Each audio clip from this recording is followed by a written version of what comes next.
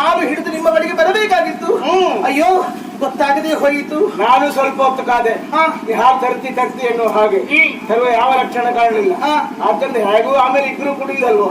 ಆದ್ದರಿಂದ ನಾನೇ ಬಿಂದಿಗೆ ಹಿಡಿದು ನಿನ್ನೆಡೆಗೆ ನಿನ್ನ ಹಾಗೆ ನಡೆದು ಬಂದೆ. ಅಲ್ಲ ನೀವು ತಂದ್ರಿ, ಯಾಕಂದ್ರೆ ನನಗಿದು ಹೊಸತು ನೋಡಿ. ಅದು ನನಗೆ ಹಾಳ್ತು ಅಂತ ಹೇಳುದು ನೀವು. ಹಾಗಲ್ಲ, ನನಗೆ ಅರಮನೆಯ ವಾತಾವರಣ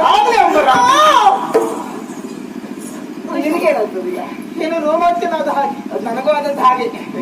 ವಿದ್ಯುತ್ ಸಂಚಾರ ಆದಾಗ. ಹೌದಾ? ನೀವ್ ಯಾಕೆ ಮೈ ಮುಟ್ಟುವುದು? ಸಂಚಾರ ಆದಾಗ ಆಘಾತ ಆಗಿರ್ತದೆ. ಇಲ್ಲ ಇಲ್ಲ, ಯಾಕೆ ಹಾಗೆ ಮೈ ಮುಟ್ಟುವುದು ಅಂತ ಹೇಳಿದ್ರೆ ಗಂಡ ಹೆಂಡತಿ ಮೈ ಮುಟ್ಟಿಲ್ಲ.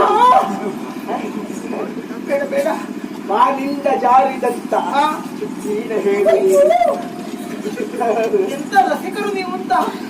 ರಸಿಕ ನಾಡಿನ ಮಾತು ಶಶಿ ಬಿಸಿ ಬಂತು. ಹೌದೌದು, ಇಲ್ಲಿಗೆ ಬಿಸಿ ಬಿಸಿ ಆದಂತೆ ಇಬ್ಬರಿಗೂ ಬಿಸಿ ಆಗ್ಬೇಕು. ಹೌದಾ? ಆದ್ರೆ ಅದು ಹಿತವಾಗಿದೆ. ಅದ್ರ ಜೊತೆ